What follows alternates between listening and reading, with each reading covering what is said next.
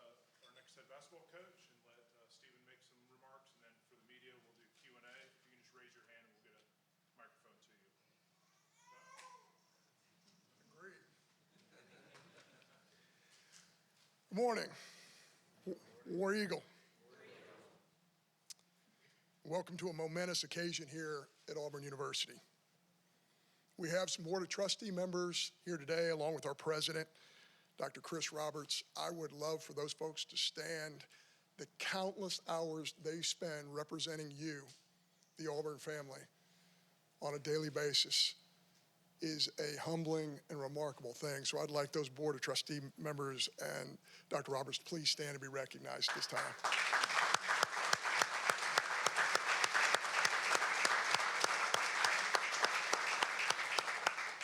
We appreciate their support and their guidance in this process. Before we introduce our new head coach, I'd like to say some words about our old one. I'm sorry. Previous one, not a one. Before we look ahead, let's take a few moments to look back. Quite simply, Bruce Pearl is a Hall of Famer. I look forward to 2030 when we fully expect Coach Pearl to be enshrined in the Naismith Memorial Hall of Fame. Because if 694 wins, a Division II national championship, 5 SEC titles, and 2 Final Four appearances, the only men's basketball coach or football coach in SEC history to lead 2 programs to a #1 ranking, if those credentials are not deserving of the Hall of Fame, then I don't know what is. Coach Pearl is not only a Hall of Fame coach, we all know, he's a Hall of Fame person. Many times in this process, many times, I advised BP to look at where he was on a mountaintop of the coaching pantheon, with all the perks, including a lengthy and robust contract. But in the end, he kept returning to the same conclusion with me. He could no longer give the relentless effort and energy it took for him to build the Auburn men's basketball program into what it is today. So he decided to step down. But not before taking the Auburn men's basketball program where it had never been before. And not doing it once, but twice. And he did it all by living out the values outlined in Auburn's creed. Every single day, a commitment to education with an SEC leading 48 of his players earning their Auburn University degrees. The human touch with his Outlive Cancer initiative and his commitment to charity. A love of country, a love for his family, and a love for Auburn. That's music to my ears. I am thrilled that Bruce and Brandy will be staying close by and that he'll continue to serve as an ambassador for Auburn University and Auburn athletics. When I joined the Auburn family almost 3 years ago, Bruce let me know right away that he was nearing the end of his time as head coach.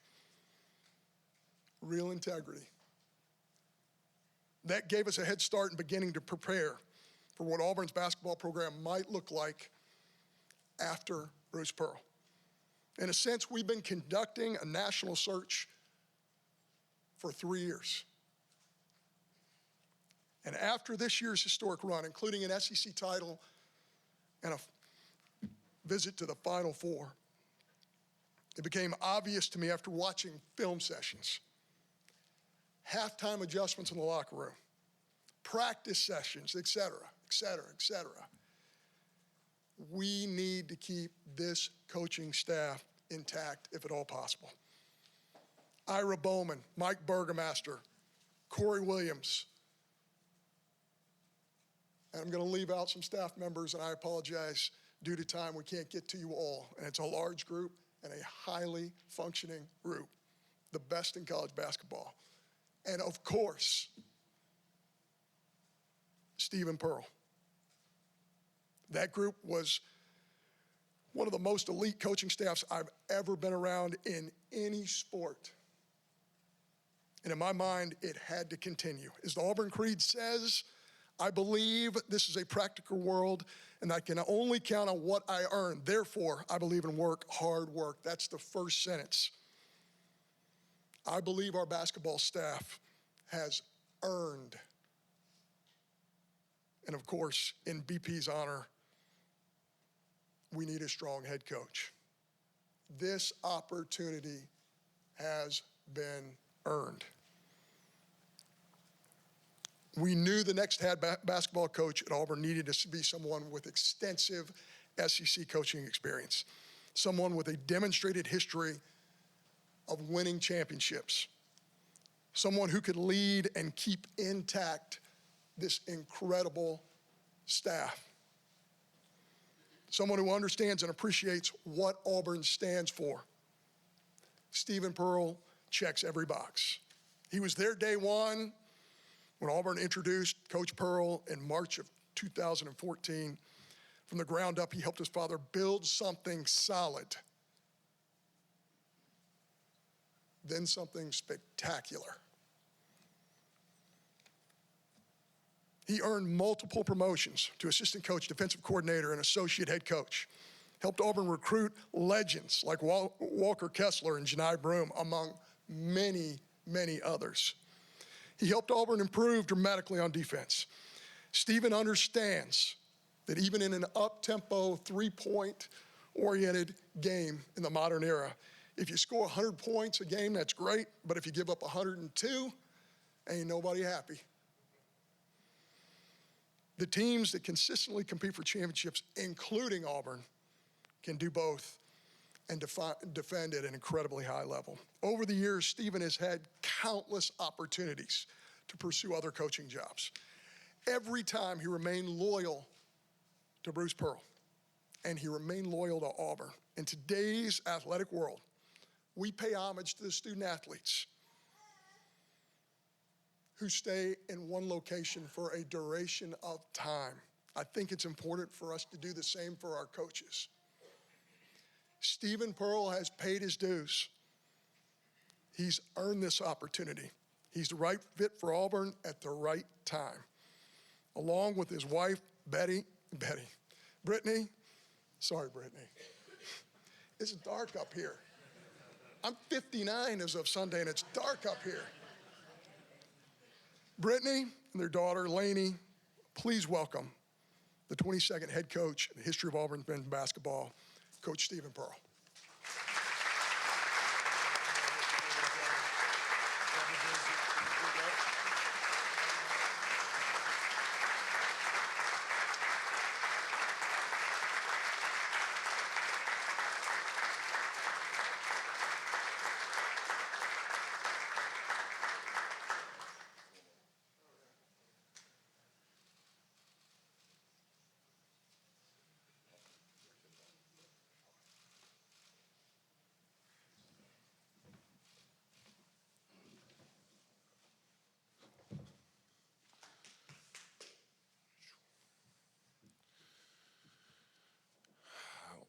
All right. There's only one way to get this thing started, and War Eagle. War Eagle. Thank you all for being here this morning. I wanted to start by thanking our president, Dr. Chris Roberts, our athletics director, John Cohen, our sport administrator, Janan Paul, the rest of John's executive staff, and the board of trustees for this once-in-a-lifetime opportunity to be the head coach of this prestigious program. It's an honor to lead this university and this program into the next chapter of Auburn basketball. I've been preparing for this moment my entire life. The last 16 years, I've been in every aspect that is college basketball. I played at the University of Tennessee, not very well, but I did play at the University of Tennessee as a player, as a student athlete. And then I started my journey here at Auburn in 2014. I started out as an assistant strength coach under Damon Davis. I worked my way up to director of basketball operations, was then promoted to assistant coach, and then was promoted to associate head coach and our defensive coordinator. That journey has shaped how I lead, how I listen, and how I build. It's given me a front row seat to the principles of what have made this program so successful, and that perspective, I plan to carry them forward with purpose. Listen, I fully understand the weight of this opportunity. I embrace it with gratitude, humility, and resolve. I know it comes with a tremendous amount of responsibility, okay? It's a different level of expectation, and it's a gold standard that Bruce Pearl has brought to this fine institution and this fine basketball program. It's given me a front row seat, okay, and it's given me the perspective I need to carry them forward. I will go to work every single day with the focus and the determination to reward you all for allowing me the opportunity of a lifetime to lead this program. I am here to rise to the moment. There's gonna be a lot of thank yous, all right, so bear with me, because I would not be sitting here if it weren't for so many people in and out of this room. I wanna start by thanking my wife, Brittany. It takes a special woman to be a head coach's wife, to just be a coach's wife. It does take an even more special woman to be my wife. Thank you for making my life so easy. Thank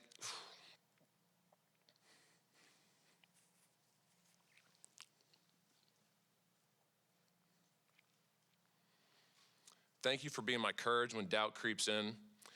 Thank you for making the hardest days feel like something we can conquer as long as we're together. But most importantly, thank you for being Lainey's mom. I love you, and I can't wait to continue this journey together. You think about life's greatest moments, all of us. What's made them more special? It's when you share them with family. It's when you share them with close friends. I'm so fortunate that I have my family in this room today. It's made this moment for me that much more special, and it's one I'll never forget. But I'm not only blessed with an incredible family, I have such an unbelievable network of friends, mentors. A lot of those are sitting in this room right now in the 11 years that I've been at Auburn. I've been so blessed to create so many new friendships, so many new people that I look up to, and so many new mentors. I love each and every one of you, and I'm so excited that we get to continue this journey together. They told me I got to smile more, and I'm over here crying. BP, we have literally been together since day one. Literally. You and my beautiful mother, Kim, who made the trip down here from Knoxville. I love you very much, Mom. Thank you for being here. Welcomed me into the world in Iowa City, Iowa, and I've been a coach's kid ever since.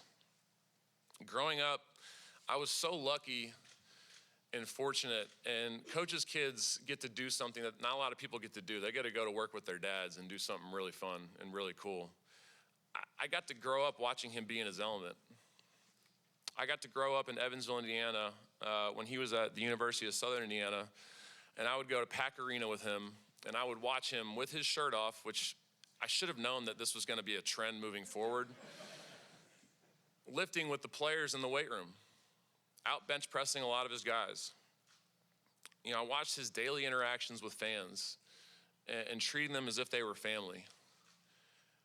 I watched him take and make phone calls almost daily to just complete strangers, cancer patients, just offering them encouragement and trying to give them another reason to fight, or people just going through any sort of hardship just to love on him a little bit.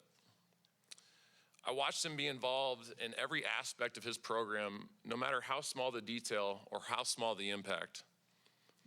I remember when we were at Milwaukee, very early in his tenure there, we left the Clochy Center, we went over to the student cafeteria, and I had no idea what we were doing. I'm like, all right, maybe we're going to have lunch.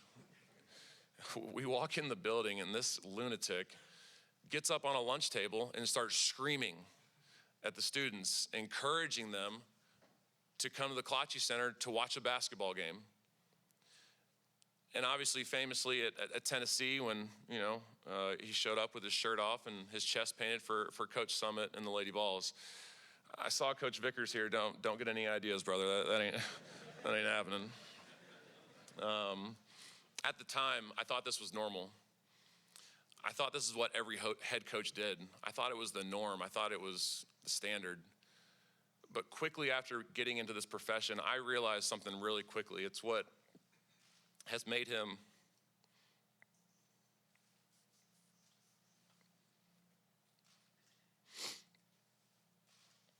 it's what's made him special. It's what's made him unique. And like John said, it's what's made him a Hall of Famer. It's made you one of the best basketball coaches in the history of this game. The 5 years I played for you, the 11 years I've been under your wing have been some of the best years of my life. We've won 367 games together, 18 of those being in the NCAA tournament. We've won 7 SEC championships, and we've been to 2 Final Fours together. I can put a number on those accomplishments, but I can't begin to quantify what I've learned from you to prepare me for this moment. I love you and thank you. All right, well, today is technically, a news conference welcoming me as your head coach. I want to encourage the Auburn family and the people in this room that that's not how this should be looked at. The Auburn family today should be celebrating the retention of the staff right here. This staff has been with BP for a very long time, and this staff is a big reason why this program has reached unprecedented heights. I recognize following the greatest coach in Auburn basketball history, a coach who's dominated this league for the last 8 years, is a daunting task.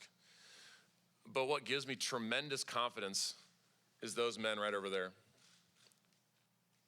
This staff is one that BP has empowered. It's one that he's entrusted, and it's one that has their fingerprints all over the success of this program. BP said for a really long time that we have the best staff in college basketball, and he's 100% right. Ira Bowman, my associate head coach. He just found that out, by the way.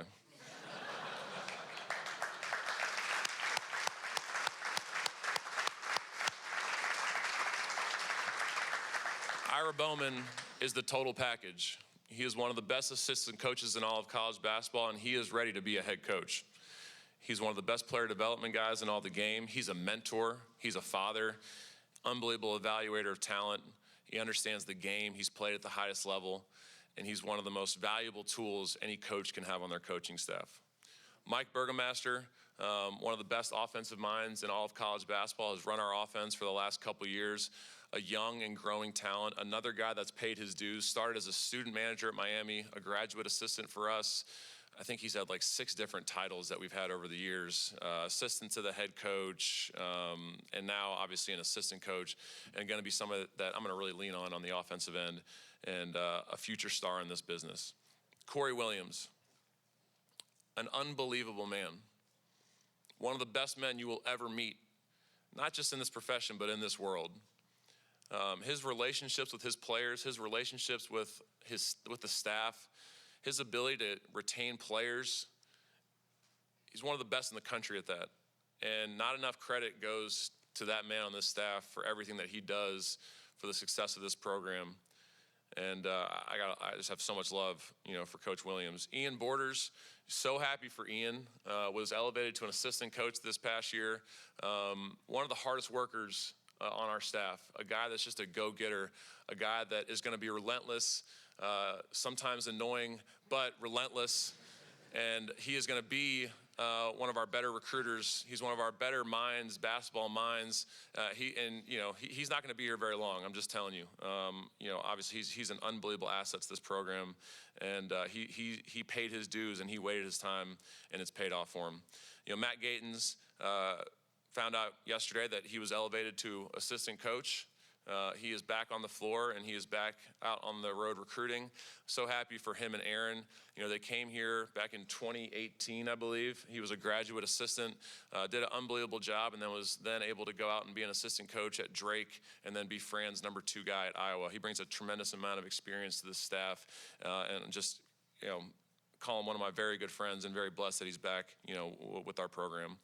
Marquise Daniels is a 10-year NBA veteran, a guy that our players confide in, a guy that our players trust, and a guy that just brings a different level of experience because he's been in their shoes before. He's played at Auburn. He's played in the league for 10 years, a place that they all want to get to. And that's just an unbelievable asset to have on our program. And he's really picked it up over the last couple of years. And he's a guy that I'll continue to lean on, I'll continue to trust, and a guy that's going to continue to get the best out of our guys. You know, Damon Davis, one of the other guys that's been here since day one of the best strength coaches in all of college basketball. Always has our guys in shape and ready to go, and you know, become a great friend of mine and my family, and obviously a tremendous asset to our program. Clark Pearson does as good a job as anyone keeping our guys healthy and on the floor. Maddox Jeffries has one of the most thankless jobs in college basketball as our director of ops. You know, the food's not good enough, the hotel pillows suck, you know, just who knows? And he just wears it and he loves it. And he's going to be a great coach one day. And I appreciate, you know, Maddox and his friendship and his organization, everything he does for our program. And down the line, Bridget Graba, our assistant who keeps our lives in order. Stephen Leonard and Mo Mills, our creative team. We have one of the best creative teams in all of college basketball, not just in college basketball, but our athletics department. And you guys saw the videos yesterday. They did that in a day, you guys. Like, who's able to do stuff like that and deliver it so beautifully? And Stephen and Mo are a big part of that team. Jeremy Napier, our team chaplain, a great resource for our players to deliver the word and be a mentor to them. Emily Daniels, our team nutritionist, you know, she takes her job and loves her job as much as any nutritionist we've had on our staff, and I just love the job that she does for our players. Kevin Fuhrer, another thankless job. He gets yelled at so much for not giving our guys enough socks, but he does a phenomenal job. You know, he works his tail off, and obviously really happy that he's on our staff. Dr. Regina Johnson and Courtney Gage in our academic center. You guys, we've graduated between 48 and 51 guys. We consistently have a 3.0 team GPA. We consistently have 1,000 APR, and that's one of the most important things that doesn't get talked about enough is the commitment to academic success in this program. And it would be impossible without you guys back there. And thank you all so much for your efforts and your diligence with these young men. Our graduate assistants, Reagan, Will, Jack, Jay, and our army of managers. You guys make this thing run, and we appreciate everything you guys do for us. Tigers Unlimited, On to Victory, external affairs team, student athlete support units, and even our local media. Thank you guys for the job you do. You make this program what it's been and what it's going to continue to be. To our current players, I had a really time putting this part of the speech together because there's so much that needs to be said, and anything I do say, I'm going to fall short, and I apologize for that. But I can't thank you enough for what you've already done for me over the last 48 hours, not just this summer, but the last 2 days has been taxing, it's been difficult, it hadn't been easy. And I can't thank you enough for how you've handled everything. You all came here to play for BP and the staff, not just the staff. The positive responses we have gotten from each and every one of you, and your unwavering commitment to this team, this university, and this program have been nothing short of incredible. It speaks to your character. It speaks to what we saw in the recruiting process and the young men that you are and what we know you're going to be. We were all rattled on Monday, me especially, because of, you know, some of your reactions. We were, you know, surprised. Abdul Bashir walked out into the hallway and just gave me a hug and said, "I'm with you, coach, I love you." KO, same thing. K-Mag, same thing. I needed that in that moment, so thank you. It's immediate validation for why we knew you were such special young men and student athletes. I can't thank you enough for your resilience, your trust, and your loyalty to Auburn. At a time in college athletics where those three things are far and few between, the world can learn a lot from the men in our locker room, and I'm proud of that. I can promise each and every one of you that I will go to work every day, every second, to reward you for your decision to stay loyal to this staff and to this program. Thank you. To our players' parents, when a parent sends their son to come play at Auburn, they're entrusting the head coach, the staff, and the university to take care of their child and help them reach their potential on and off the floor. None of them were expecting this news, and none of them were expecting the phone call they received on Monday from me and BP. But every single one of them handled it with class and with respect. Thank you for trusting me and this staff with your sons to finish the job that we were entrusted in the recruiting process. I fully understand the enormous responsibility that lies in the hands of the head coach. Nothing changes. Nothing changes. Our commitment off the court to make sure your sons graduate and help them grow into the young men is our top focus and our top priority. And of course, on the floor, we will continue to work with them to sharpen the potential that we saw to help them not only win championships for Auburn, but to make it to that next level. Thank you for your understanding and thank you for your support. During the last 48 hours, I've received a ton of phone calls. I have over 1,000 messages on my phone, and for those of you watching online, if I haven't texted you back, I promise I'm not ghosting you. For those of you in this room who I haven't responded to, I promise I'm not ghosting you. I'm gonna get back to every single one of you. I'm gonna try and do so today and tomorrow. But I've received a ton of calls from former players, and it's been really cool to talk to those guys, to kind of relive some of the memories that they had here at Auburn University. Some guys I expected, some guys I didn't expect at all. Mustafa Heron reached out to me. And Mustafa Heron, a lot of you know, was here in our early days at Auburn and transferred out to St. John's. And I told Mustafa this is forever home to him, forever. And, he broke down on the phone and, told me that he loved us and this staff. And, Samir Dowdy and Walker Kessler and Jabari Smith and obviously Charles Barkley, guys just reaching out left and right. And, I'm not sitting up here if it weren't for the sacrifices and the buy-in from every player that's been here over the last 11 years. I hope they take this moment as a celebration of the accomplishments that they had while they were at Auburn. As we move forward, it's important that each of you understand that this is home. This is your family, and we want you to help continuing what you built here. I can only hope that I made you better during your time here because you made me better as a coach. So thank you. Before we talk about where we're going, let's first share how I see the foundation we're building on, okay? There's a famous saying, excuse my English, but if it ain't broke, don't fix it. I'd be a fool if I were to change things just for the sake of changing, just to prove to people that I'm not BP. The truth is, so many of the principles and the practices that we've built this program on over the last 11 years are things that all of us have had our hands on every single day in this staff to have the success we've had over the last 11 years. When it comes to academic expectations, our character assessments, team building, servant leadership, recruiting philosophy, player development, offensive and defensive game planning, you're gonna see a lot of the same things that you've seen over the last 11 years that has guided us because they've delivered results. If I had to point to one thing maybe, I probably won't be as active on Twitter as BP. Dr. Roberts, John, Jamie, yeah, you're welcome. I'm already winning the press conference, so this is great. I'm 1-0, let's go. I often get asked, what makes Auburn so special? The answer is, it's simple, you guys, it's the people. It's the people in this room. It's the people in this community. The Auburn family is a real thing. It starts with our leadership.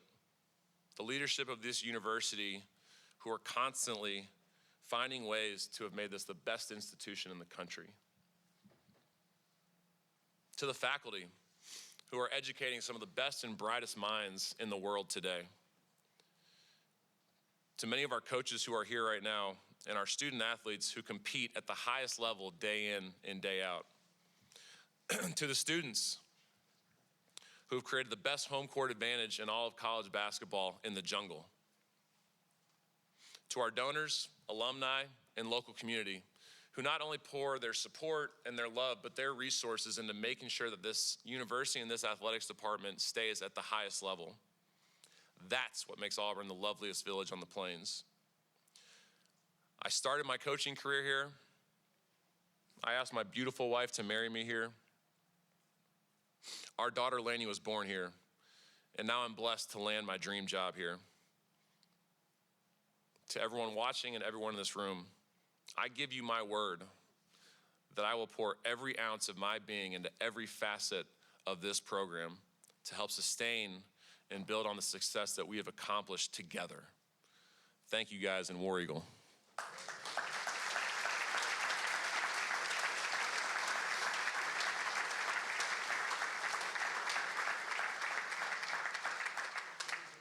Raise your hand and we'll get a microphone to you. I ask if you could make yourself identify your name and your affiliation before you ask your question. Start in the front row.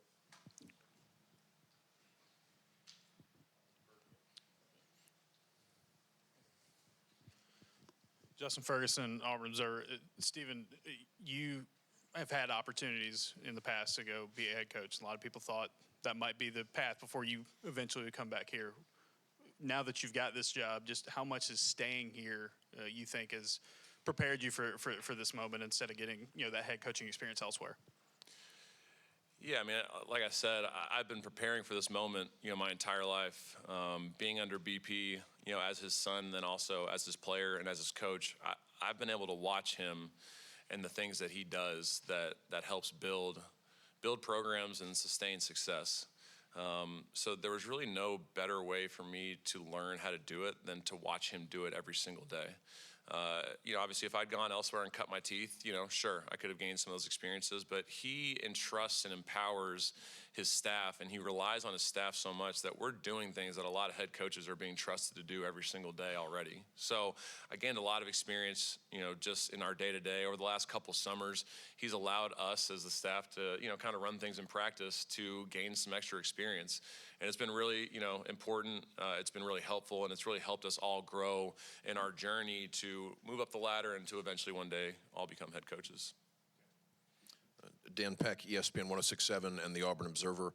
You mentioned the responsibilities that come with these expectations. What are your expectations for how a Stephen Pearl basketball team will play? Yeah, that's a great question. Let's talk about, just kind of what our philosophies are going to be. Offensively, we're going to be a team that's going to try and be an elite in multiple areas. We want to be elite in transition offense. We want to limit our turnovers. We want to make the simple pass so we don't give easy opportunities down at the other end. We want to be a great offensive rebounding team. We want to be unselfish. We want to make free throws. Those are 5 things that have really been important for this program offensively. As you know, and as some of you probably don't love, we let our players have a tremendous amount of freedom on the offensive end. And they take what some of you might call bad shots. But we need our players to have that confidence that we trust them to shoot those shots, and that gives them the ability to play their game, as long as they hold up their end of the bargain on the defensive end. Right? Yep. All right, Murph, I hear you, babe. Defensively, we've got to be elite in transition defense. We have to be elite rebounding, and we have to be elite at finishing possessions, okay? And those are non-negotiables. And that's something that our guys all understand. And it's what's led us to have the success that we've had on the defensive end, really, over the last 4 years. 3 out of the last 4 years, we've had a top 10 defensive team in the country. And there's just so many different areas that we've really thrived in and kind of built this thing on. And this year's team's going to look a little different because, offensively, I think our offense right now is ahead of our defense. We're going to be a team that's going to play really fast. It's going to get the ball up and down the floor, going to take some crazy shots, but we're not as big or as thick as we were a year ago. So we're going to play faster, and we're going to try and force more turnovers. It's going to require a tremendous amount of communication from our guys because we do a lot of switching. We change up our defenses from time to time, and it's going to require our guys to be in sync with each other and be on the same page. So a lot of the things that you've seen over the last 11 years are a lot of the same things that we're going to continue to do, on the floor. But for us, my expectation is that we have to get better every single week. That's been our messaging all summer. With a group of 10 new guys, that's really all you can ask for at this point. This is a team that throughout the year is going to get better week by week. We're going to get kicked in the face a few times early in the season because of the schedule. And it's interesting that Mike Burgomaster didn't show up today because I was going to give him some hell about the schedule that he laid out for us this year.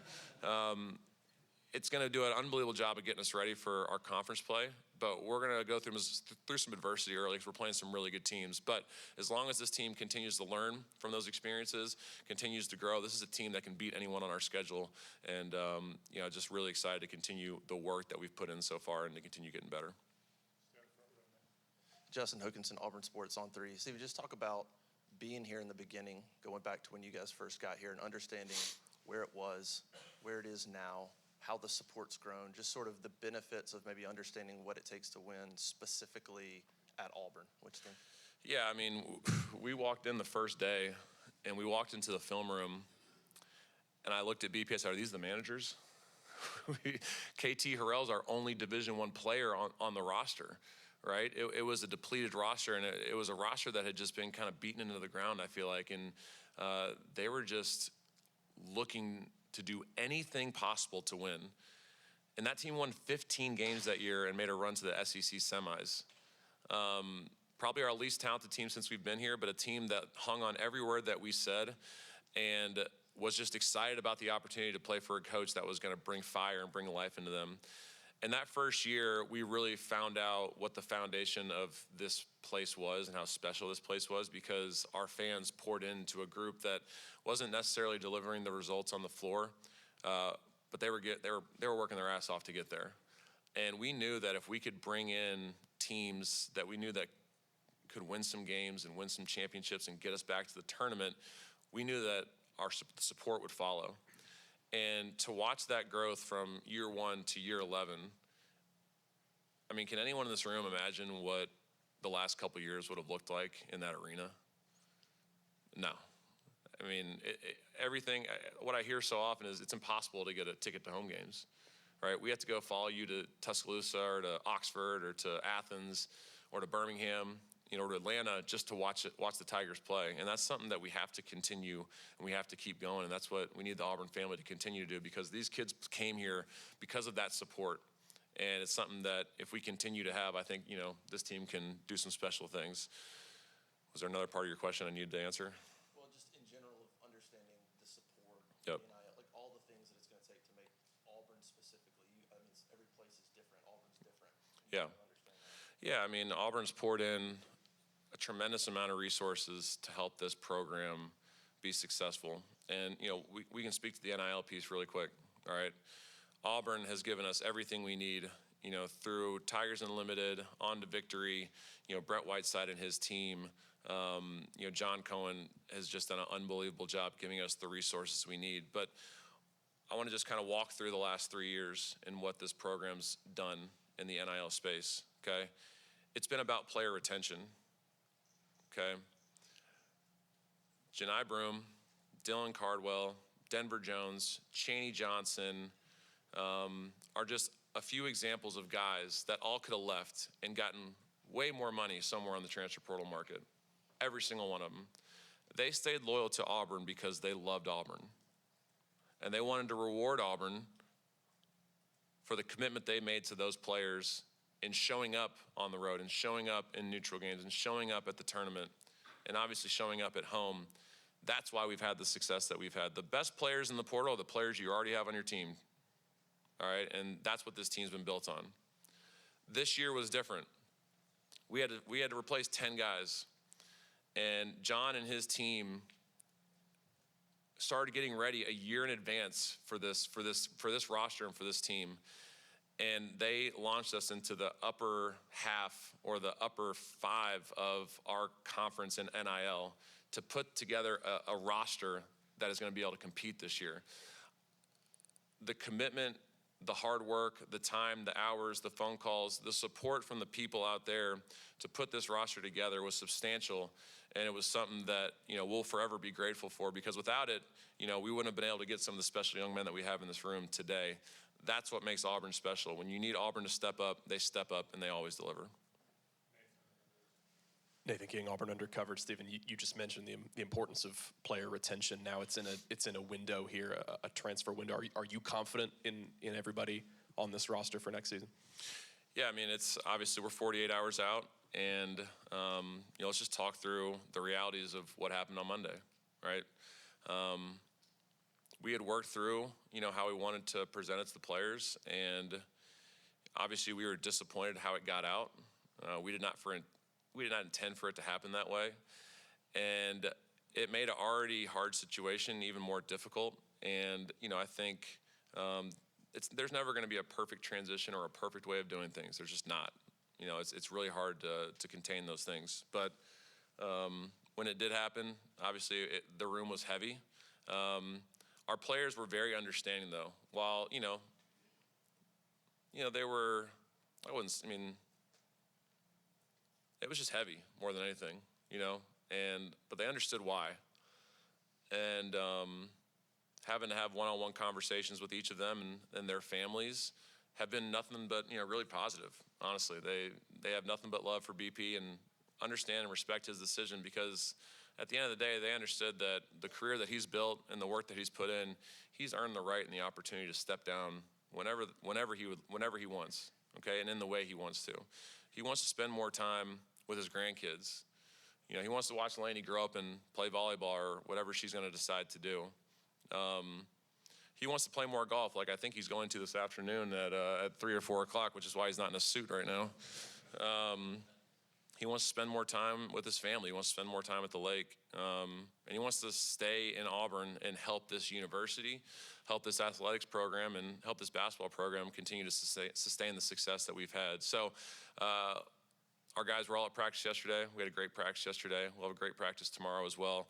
Our players and their parents have all been phenomenal in our conversations. But we were very transparent with them, Nathan. We told them in the very beginning, listen, with this change, you are allowed the opportunity of a 30-day window to explore your options.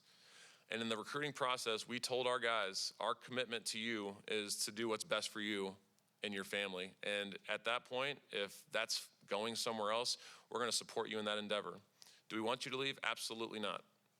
We want to keep this thing together. We want to keep this team together, because this team's got the pieces and the things that we need for them to be successful. And, it's going to take a little time, but we're getting close, and I feel like we're in a good spot right now.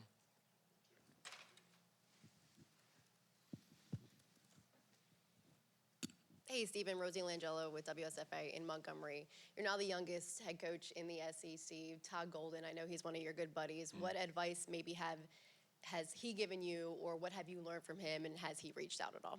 Yeah, I mean, we talk almost every day, whether it's through text or through phone calls. So when he found out on Monday, it was. He called and he was very excited, obviously. And I said, I need a favor. I need you to make me look good and write a great quote. And he said, I got you. So he spiced it up for me, said a lot of really nice things. But I mean, I told him, like, listen, man, like, I know, we're competitors, but we're also family. So I'm going to lean on him. Because obviously he's been through what I'm going through right now. And, I know he'll always pick up the phone, except for the week that we're playing them. Probably won't pick up the phone then when I ask for his game plan and some of the play calls that they have and what their game plan is to stop Tahad and Keyshawn and Sebastian and K-Mag and Abdul and Key and Murph, So, but no, I mean, he was obviously thrilled and really excited. And, he's been telling me for years that, I'm ready for this moment and this opportunity. And it's really special to have, a mentor of my same age who's been in this position for, I want to say like 5 or 6 years up to this point. So, but there's, it's not just him. Jake Diedler from Ohio State, Frank Martin, who was at USC, Kelvin Sampson, Rick Barnes, Bill Self, all guys that, John Shire, all guys that, have either reached out to BP or myself and said, listen, if you need help or any support or have any questions, call us. And to have that fraternity of coaches at your disposal, not only in addition to one of the greatest coaches in college basketball, it's obviously an unbelievable resource. And, I'd be silly not to take advantage of that. So it's great to have those friends, in this business that are willing to help. Jacob Goins, ESPN 106.7 in Auburn. You alluded to it there just for a moment, but you talked about your assistants that you're going to lean on and your friends in the business. But how much will you lean on Bruce Pearl, the former coach, and obviously your dad as well? How much will you lean on his experience, his love, and just what he can give you and advice when you need it? Yeah, that's a good question. I'm not going to be on, I'm not asking him to come to practice every day. I'm not going to watch film with him every day.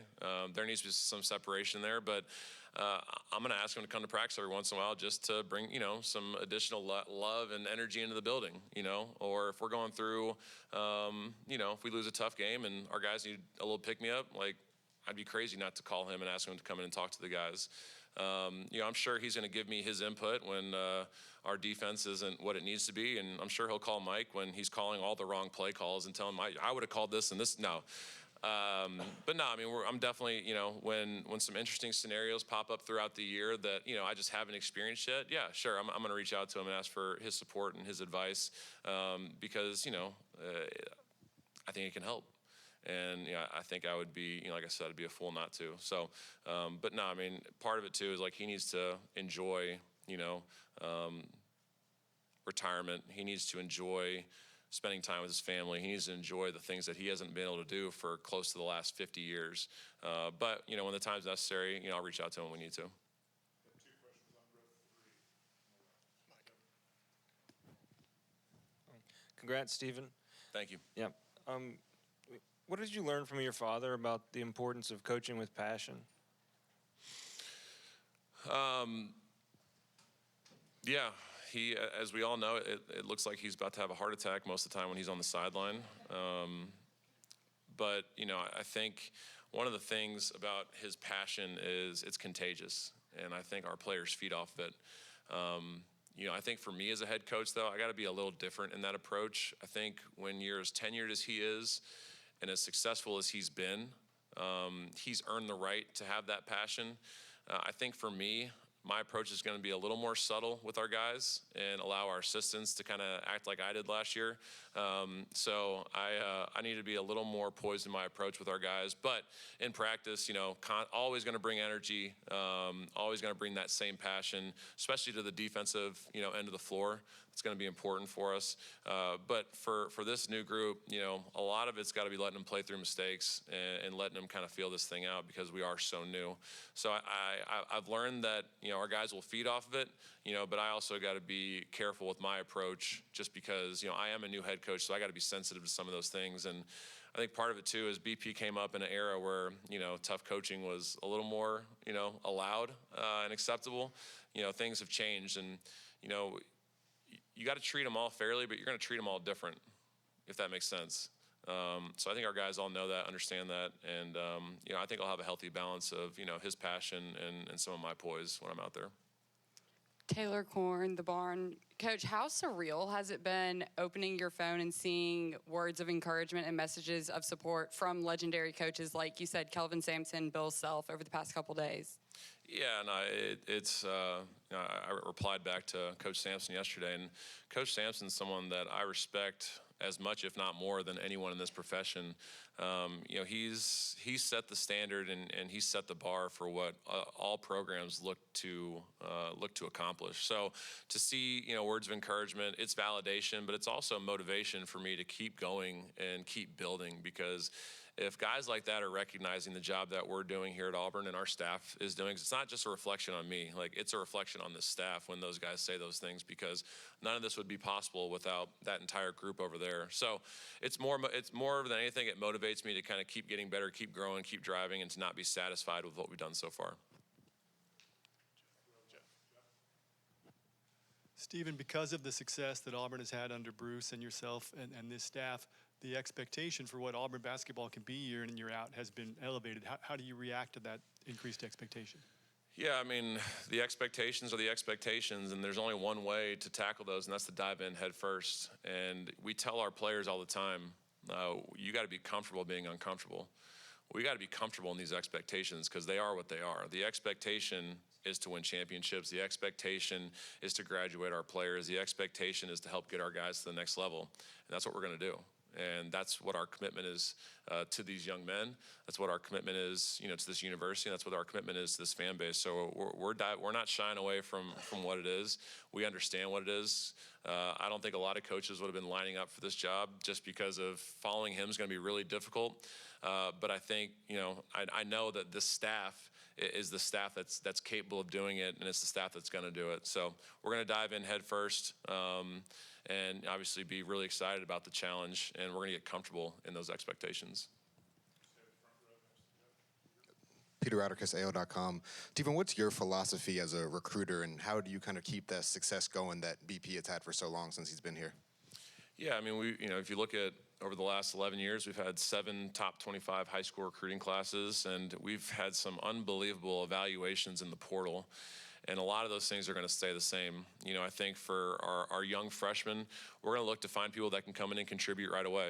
And we're fortunate enough that we have 3 freshmen on our roster right now that can all contribute right away. So incredibly proud of the guys that we've brought in this year and really excited to kind of see what they can grow into. But in today's day and age, we've had a lot of success in the transfer portal. You look at 2 of our last 3 All-Americans, Walker Kessler and Jani Broom, both products of the transfer portal. And our staff's done a really good job of evaluating and finding guys that fit what we do offensively and defensively to fit our program to have a lot of success. We've gone after guys that haven't really been over-recruited. A lot of guys that we've brought in have been under-recruited. Guys like Denver Jones, guys like Miles Kelly, guys like Samir Dowdy, Malik Dunbar. I could go on and on of guys that were being recruited by mid-major teams or some of the not as successful high majors in the portal, and they were able to come to Auburn and have unbelievable success. If you look at since 2017, every transfer that we've had on our roster to date has won an SEC championship. I'll let you guys type that down. It's pretty good. All right. It speaks to this staff and their ability to build and construct rosters. And if you look at our 5 SEC championships, every team has looked so different. Some teams have been elite defensively and just okay offensively. Last year's team had a little bit of both. The year before had a little bit of both. The Final Four team was explosive offensively and is going to look like this team a lot defensively. Going to give up some points, but we're going to create turnovers and we're going to get out and go. So the fact that we've been able to do it with so many different types of players and types of rosters, I think it speaks to the eye that all these guys have for what they know fits what we do so well, and we'll continue to do that so we can continue to maintain the success and build on the success. Rory Garvin, Auburn Plainsman. What was it like going to the Final Four last year, your dad's last season coaching, and what did you take away from that experience? Yeah, I mean, to be able to go to our second Final Four since 2019 was an incredible experience. To finish out the year last year, we'd kind of gone through a little bit of a tough stretch. We won the SEC championship with a week left to go in the season, and we had a few injuries going down to Texas A&M, and we obviously lost a heartbreaker at home to finish out the season. And for our team, to kind of come together, for Dylan Cardwell to step up in a team meeting and basically said what needed to be said to get our guys to lock in, to make one final run, changed everything and allowed us to win 4 games against, I think 2 top 10 teams and a top 25 team in Creighton to get a really tough road to a Final Four. It never gets old. It's something that, when you walk in, you're always amazed and you're wowed when you walk into that gym and you see how big it is and you see your players' reactions, which is always really cool. But to get there, and obviously we've come up short twice, it drives and motivates the staff to do everything we can day in and day out to find a way to get back and obviously finish the job. So it's incredibly rewarding, but it's incredibly motivating as well. And it's something that, we've set our expectations to, moving forward for the program. Jonathan, Julian, we'll wrap up with Jared. Stephen, Jonathan Hoppy with WBRC in Birmingham. At what point during your time here at Auburn did you realize that taking over for your father was a real possibility? And then how specifically over the past couple of years have you maybe prepared for this moment? So BP and I have been, having hypothetical conversations for a couple years now on just when he would specifically, hang it up. And, we weren't sure when that was going to be. It didn't become a reality until Sunday, because that's when, John pulled me aside and offered me the job. BP had set a date with our executive team on when he was going to make a decision, and that decision was going to be on Sunday. So behind the scenes, we were getting ready for two different scenarios. So I wasn't, going to let myself get too high or too low. I was just going to stay focused in my process of helping this team continue to grow and continue to get better and continue to build, while he was weighing his options. And ultimately on Sunday, when he came in and told John, John then pulled me aside after the fact and, told me and made me aware of his decision. And that's when the reality sunk in, and, was very surreal when that moment happened. It was,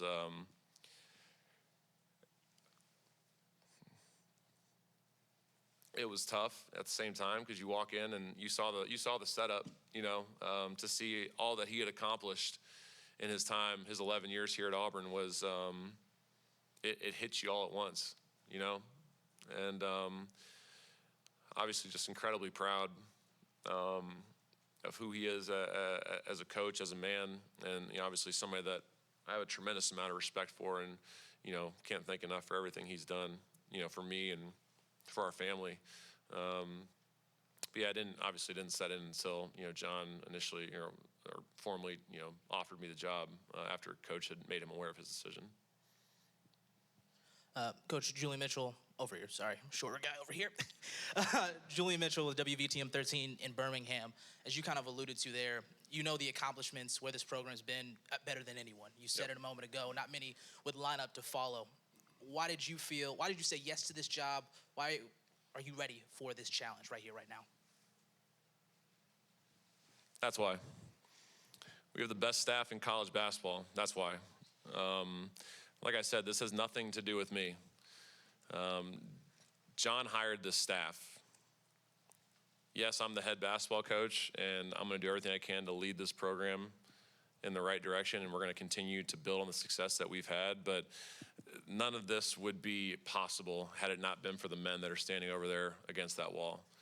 None of it. So that's what gave me tremendous confidence, knowing that we could get this thing done and keep this thing going, is that the guys that have had their hands and their fingerprints all over the success of this program are standing right next to me to help me along the way. That's where my confidence comes from. Jerry Humphrey III with AO.com. Stephen, right here. Right. Sorry. You talked about bringing in 10 new guys this year. How will having someone like Tahad, make the transition easier in your coaching debut this year? Yeah, it's a great question. Tahad obviously having a ton of experience, an understanding of what we're doing offensively and defensively. Tahad has a voice that a lot of people will listen to, and he's going to be a really important figure on this group. He's had a great summer so far this summer, continuing to build and grow in ways that are going to help him get to that next level. He's got to understand that, he's going to have a target on his back this year. He's going to be the center of everyone's scouting report. And I think I know that he's excited about that opportunity. He's ready for that opportunity. And what an unbelievable opportunity for Tahad to come into a team where, if you look at the NBA, these types of things happen all the time. Players get traded, coaches get let go in the middle of the year, coaches retire. What an unbelievable chance for Tahad to show how he handles adversity like this. And when we as a team are successful, he's going to benefit so much from it. And he's going to grow so much from it. And I'm so excited to help him in that journey, because he's going to be able to show all these NBA GMs what he's really made of. To be able to lead a team of 10 new guys in spite of a Hall of Fame coach stepping down before the season, what a tremendous opportunity for all our young men to be able to show the world what this team and what this program is capable of. So, it's going to be a lot for him, but it's an opportunity that I know that he can rise to, and I know that he's going to take advantage of. Stephen, thank you. Congratulations. Thank you. War Eagle.